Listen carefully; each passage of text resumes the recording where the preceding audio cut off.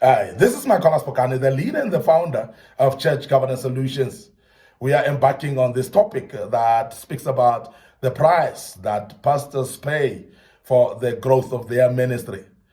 Price that pastors pay for the growth of their church. Very, very important topic, and this is part for today.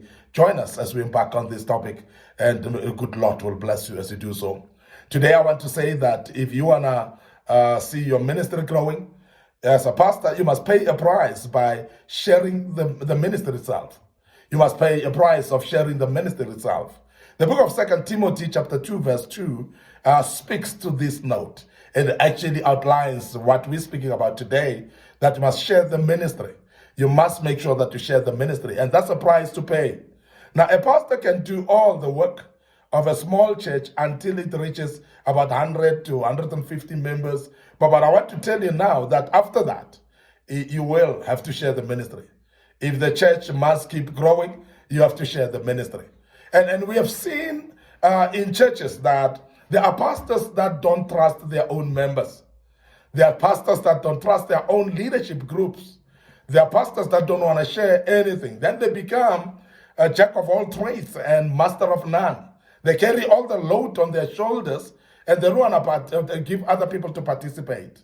And sometimes we blame the members. We say members don't want to participate, or they're killing their pastor, and they are actually straining their pastor and so on. But I want to emphasize that from experience, we have seen that there are pastors that want to take all the work because they don't trust their own leadership teams.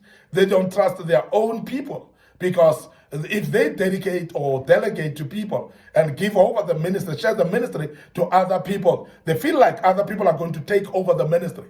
And that's another unfortunate story that we see generally in some of the churches. Now, I want to emphasize that a pastor who is a good leader and somebody who is very serious about seeing their ministry growing, they must pay a price of sharing the ministry itself and making sure that other people participate, making sure that other people become part of it. Because a vision is big, it's huge. It's not easy for one person to carry it.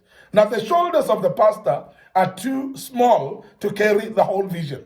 And that is the reason why people have been brought by God to come and join you, to be part of the vision that you carry. Now, as a pastor, it's very, very important for us to understand that you need to share the vision. You need to share also the ministry itself, which is the work. Because when you are having actually about 100 members, 150 members and more, you're going to actually not be able to be everywhere anytime. There are times where people are going to need you, people are going to need to do things, but yet, because you've blocked them and they cannot do. And that actually makes the church to become stagnant instead of progressive. Now, I want to emphasize that share the ministry as a pastor. It will actually help you, because when the church is actually involved, or the congregation is being involved, the church grows quickly, because there are many other things that people do that you as a pastor may not be able to do. Remember, there are gifts that people have. People are gifted differently. There are those gifts that you as a pastor may not have, and those talents that your members may have in order to grow the church. So you need to share the ministry, because by so doing, you're going to allow some gifts and talents to participate in the work of the vision, and they're going to be able, therefore, to deliver the ministry into the right hands, into the right success, rather. And I want to emphasize that as a pastor.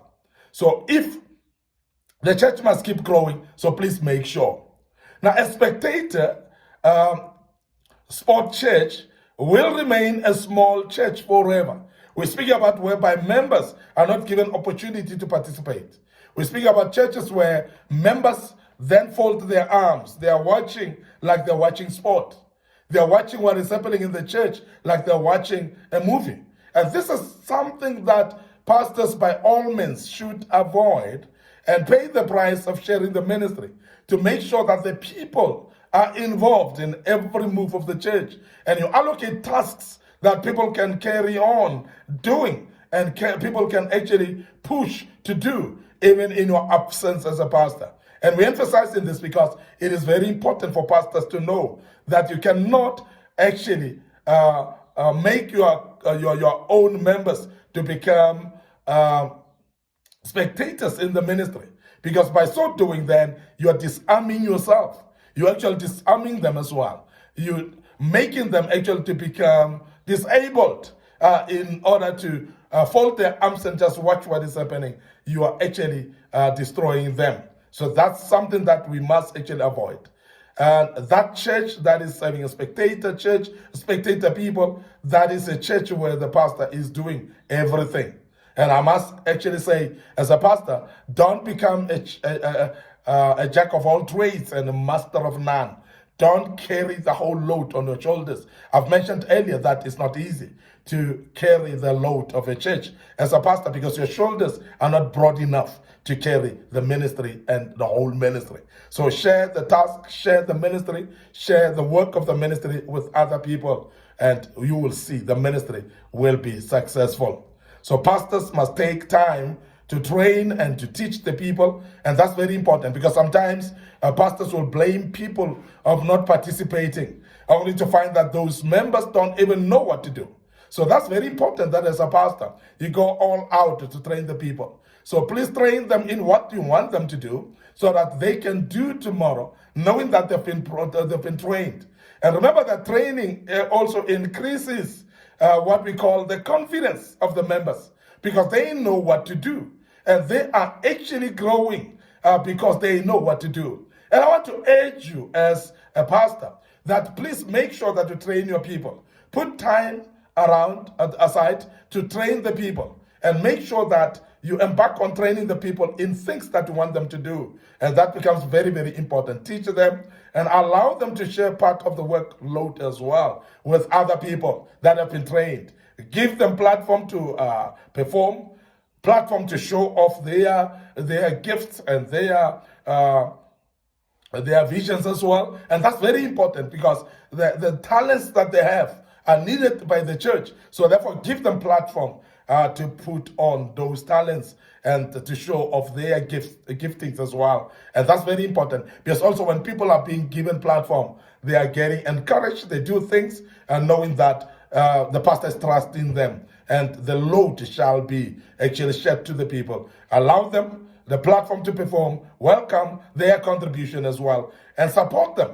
Because there are people that need to be supported as they grow. They need to be supported in their talents as they grow. And that's very, very important. Support them and appreciate their efforts and encourage them as well. There are many methods of appreciating the people. Verbally appreciate the people. Appreciate them by thanksgiving, of maybe buying them some gifts. You may actually craft some certificates to thank the people and appreciate them. Very, very important. When people are appreciated, they are having energy to support the ministry even without looking back. That's very, very important. In churches where people are unwilling to participate in ministry, there is usually a lead problem. It's actually a leader problem most of the time. And I want to emphasize that people don't just generally not want to participate. It's particularly sometimes because they are not given a platform, or sometimes also they've been discouraged at all times, and different reasons that could be related to the leader.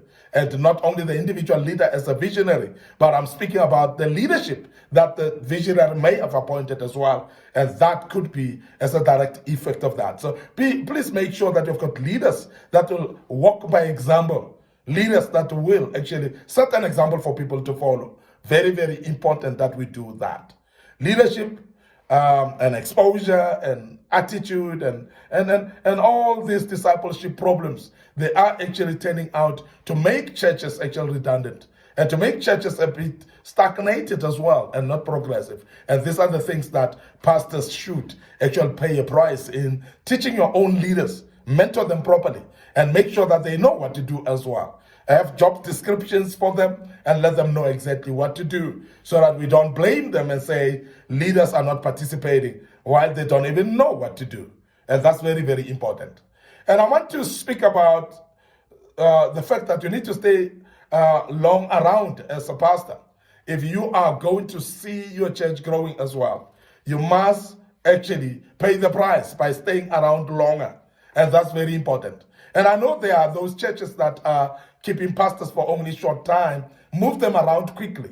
And it is very important that the pastor stay around a bit longer, because in that regard, they're able actually to pursue the mandate, make sure that things are done, and people are taught actually to a level where they are matured, and people can continue doing the work of God.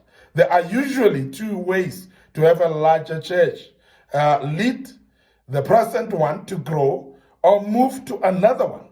That's very important. Lead the present church to grow, or also maybe move, open a branch and move to another one. And that becomes very important as well. And you can be able to grow a church much more quicker that way. You cannot see high commitment from people and experience great church growth if you are moving away from the church all the time, or very soon as well. When you move from one place to another and you are not there all the time, you're not going to see the growth anyway. Because also your commitment to actually teach them, when you know you are going, it's not going to be there. And that's the reason why I want to emphasize that stay around a bit longer. You'll find that you'll be able to impact that congregation more better. Constant transfer or change of pastors doesn't augur well when it comes to ministry growth. And as I say, there are churches that are moving pastors around from one church to another, and very short space of time. And what it does, it actually damages the confidence of the people in the pastoral leadership, because they know the pastor will go and leave just now.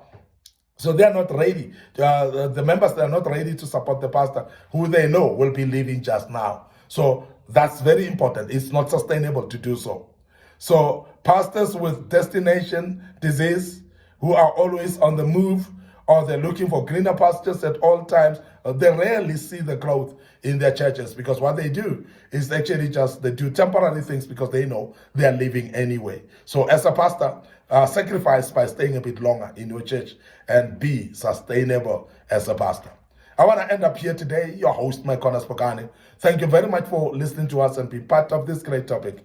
I hope that it opens up your eyes, make a difference in your life, and your life shall never be the same as you join us and continue listening to us as we deal with these topics. I want to also draw your attention to our Facebook page, My Corner Spokane, Facebook page, Church Governance Solutions. Like those pages. And also remember our YouTube channel. Please subscribe to our YouTube channel and be part of it. You will learn out of the topics that we have dealt with in that YouTube channel. And remember also that we have actually posted a lot of videos there that you need to embark on. You will learn out of that, and your life shall never be the same again. Thank you very much for listening to us, and allow me to check out right here and say cheers for now.